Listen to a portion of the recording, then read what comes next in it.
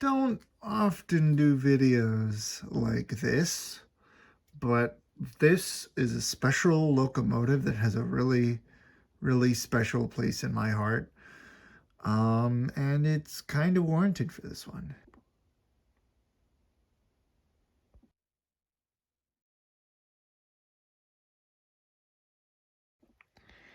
So, we're looking at Union Pacific number 844.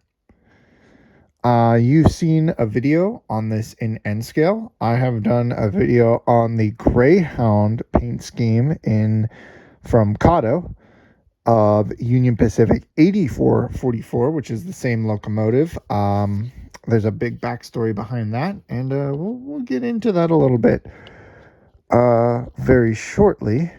But this is the Broadway Limited Imports FEF-3, number 844, and the 1989 to 2013 excursion variation, I would say. This is how it looked from the years of, actually, technically from the years of 1991 to 2013, because in 1989 it was painted in the Greyhound scheme, but it was renumbered to 844. So, I'm going to turn off the layout for a second. So all the lights are going to go out. And we're going to talk about the history of this locomotive for just a minute. 844 was the final steam locomotive delivered to the Union Pacific in December of 1944. 844 has never been retired from service, ever. She has been taken out of service for rebuilds, but never retired. She is currently wears this similar paint scheme, although maybe a little bit glossier, and she does not have that red flashing Mars light on the front. That's as she looks today. Although today she hasn't been run since 2019 when they ran it with the big boy, which is a little bit of a shame because, again, this is my favorite steam locomotive of all times. 844 was renumbered, and I'm blanking on the year at the moment, but I'll post it on the screen, was renumbered to 8444 to not conflict with a Union Pacific GP30 numbered 844. GP30 844 is still around, and Scale Trains is producing a model of it, and that is on its way here. I believe it's on a boat to the United States, but we're not talking about that locomotive. We're talking about the steam locomotive 844. So 844 was then painted in the late 1980s into the Greyhound scheme, and then painted back into this scheme in 1991. I love the Greyhound scheme, but something is just so iconic about the black with the white stripes and the white wall wheels. And I think this is probably the definitive version of 844, in my opinion. Some people like it without the Mars light, some people like the Greyhound scheme, but this is the way I like it. So Broadway Limited first announced the FEF-3s back in spring of 2021 with spring of 2021 with delivery in late 2021, early 2022. And after these were announced, a second run was released or announced of FEF-2s. The FEF-2s were the predecessors to the FEF-3s and the successors to the FEF-1s. I'm not going to talk about those too much, but they're basically look exactly the same. A few minor differences, but overall very similar. And then they announced this 844 in her earlier scheme from the, as they market it, as 1989 to 2013 appearance with the Mars light. Every other FEF-3 released in that first run did have the red Mars light, and I believe all of the FEF-2s have it as well. It was something designated on Union Pacific. Don't know exactly why. If I find out, I'll put it on screen. But this is a super important locomotive to me because this is the locomotive that got me into real trains. Thomas, of course, he got me into trains, but 844, I have 2 or 3 VHS tapes, and yes, I'm that old, that I used to watch as a kid of 844 making her rounds around Cheyenne and all through the Union Pacific system in the late 80s and early 90s.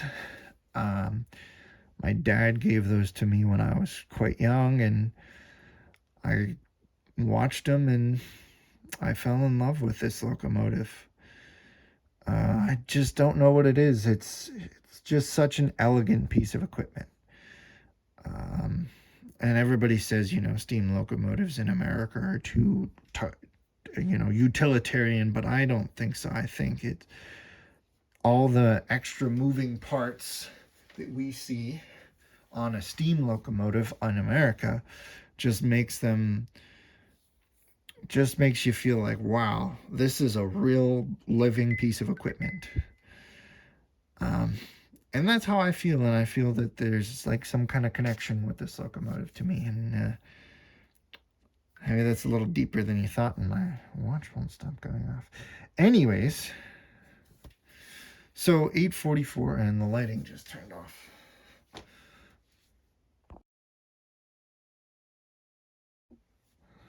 So where was I at? The lighting was turning off, and yeah, 844 is my favorite steam locomotive of all times.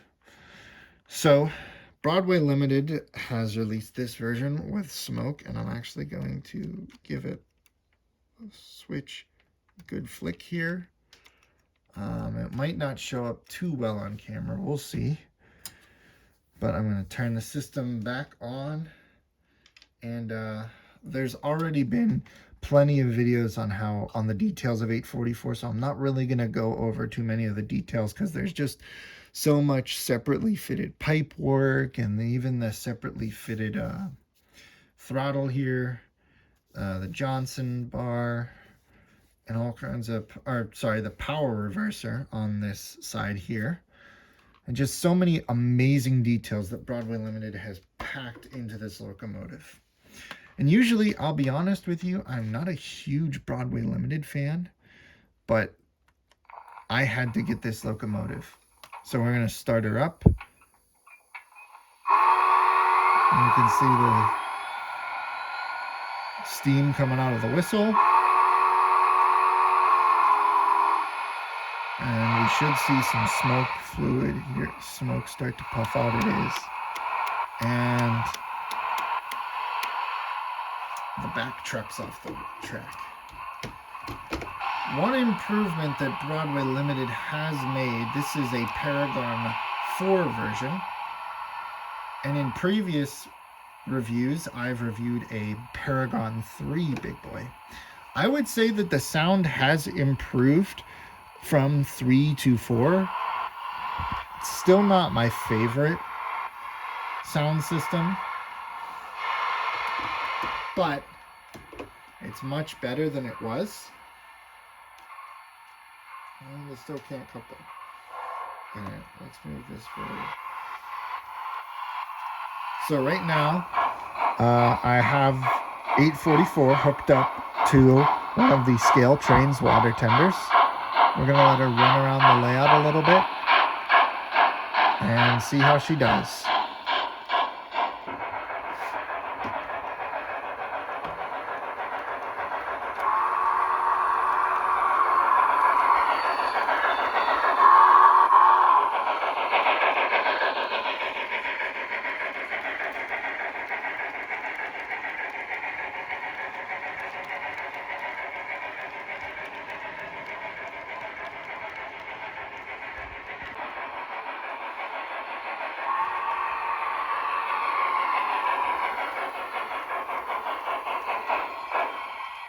So there's not much momentum programmed into this thing right now. But one improvement I did want to show is, if you can see, if I put my hand there, that instead of the smoke kind of wisping and just falling over the front end of the locomotive like it does on the big boy, the fan runs all the time now, and it actually is blowing the smoke up out of the funnel.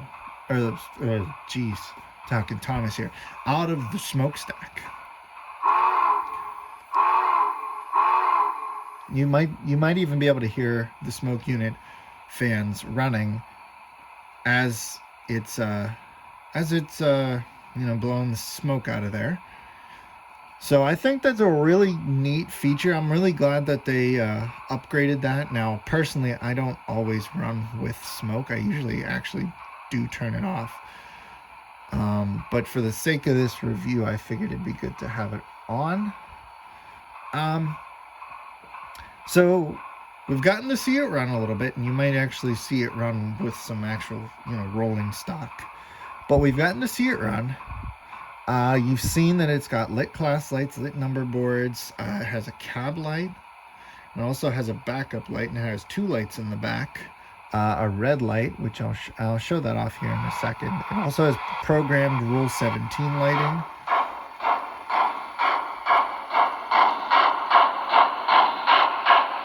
I'm going to stop it here. So if I change direction and turn the camera, you can see that it has this nice bright backup light, and also on top it does have a working red light. To get that to work, I'm going to go into Pro Lighting mode, enter the value of 1. You can see that everything shuts down. And so each function, 1 and 2 still do the same thing.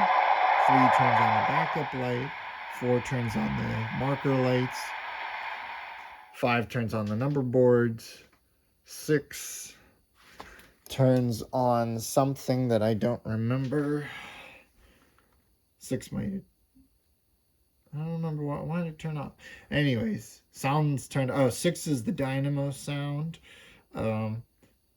F10 is the cab light. F11 is the red Mars light up front.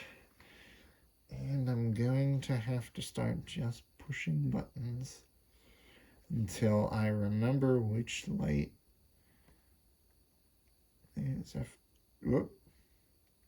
2,000 years later. F20? Yes, F20 turns on the red backup light. So I'm going to turn a bunch of lights off here and make sure that I don't have any extra functions on that don't need to be on. 8, 9. Whoop. Oh, I muted the sound.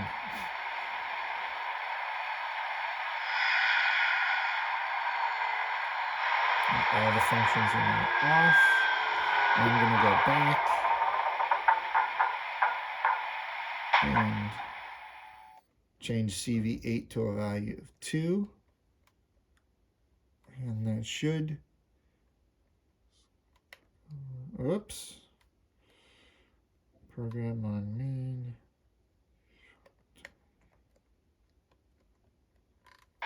And that did, yep, changed everything back.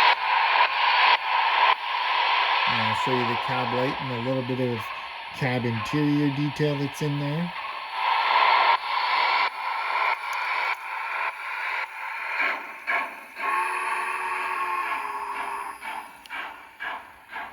And there's our good friend Thomas. So I talked a little bit about the history of 844. Hopefully you saw some extra pictures.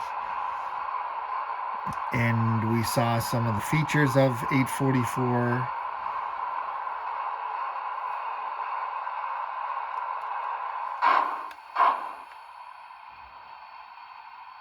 Interesting. Seems like the smoke unit fans turn off after a while, and then the smoke does start to just collect on top of the smokestack there.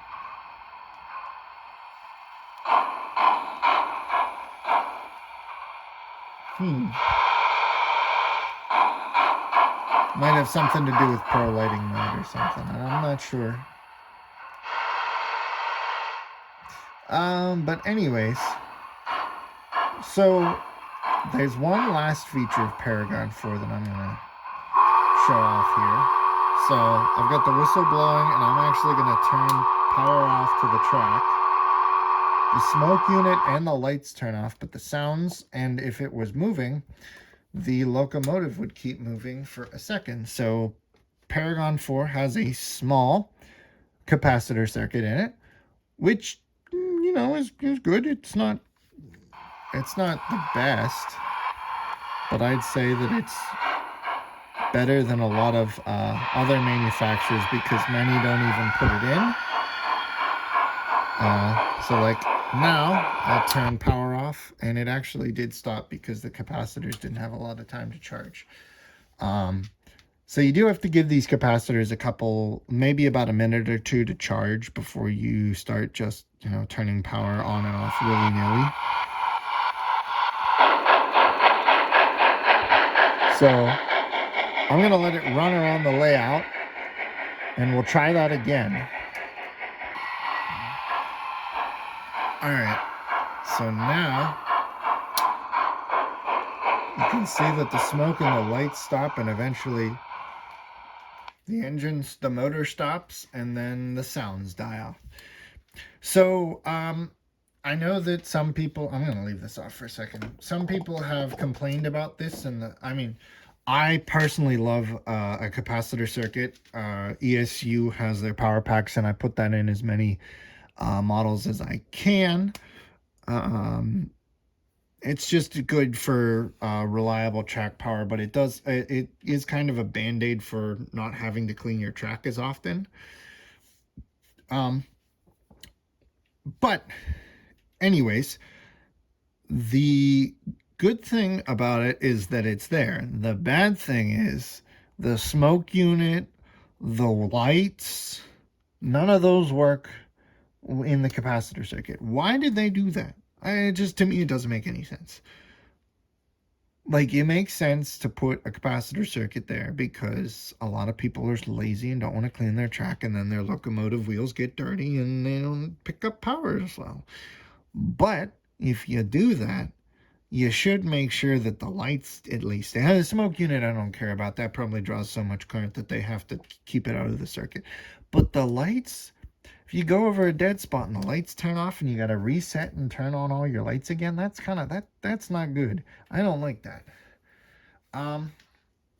So I'm actually going to slide this back in the shot, and it does have traction tires on it. I believe the traction tires are on the The traction tires are on the rearmost driver, which is as they should be.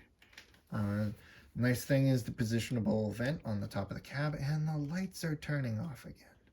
I have motion lights in my train room, and they like to turn off. Okay, turn those back on. I'm going to not forget, because I don't want to run the smoke unit, to turn the smoke unit off. Smoke unit also gets this part of the boiler very warm. Thankfully, this is a fully die-cast locomotive, which is why I purchased this one and not an Athearn one. Now, don't get me wrong. If you know me, you know I love Athearn. Athearn is a great company, and they make some tremendous models. But their steam locomotives have always left a little bit to be desired, in my opinion.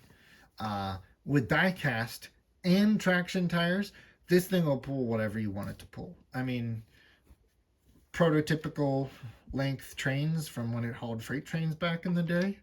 Oh yeah, it'll do that.